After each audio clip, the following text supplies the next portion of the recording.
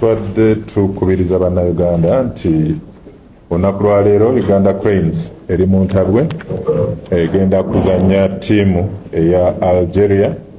Namboole eri mu nsiike ne ttiimu eya Algeria Namboole. Namboole eno twadde twagala tugifuule ekisaawe oba akattiro nti buli ttiimu eva okuva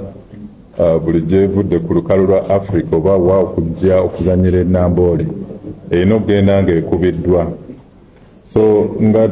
twebaza n'okuyozaayoza bannayuganda okuwagira Uganda Cranes ng'ekuba Botswana, twagala nate okubongeramu amaanyi nti ne ku mulundi guno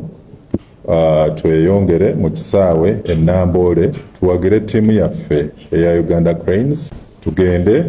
tuwagire Uganda Cranes olwaleero nga ekuba ttiimu eya Algeria eyo ku mulundi guli yatulemesa,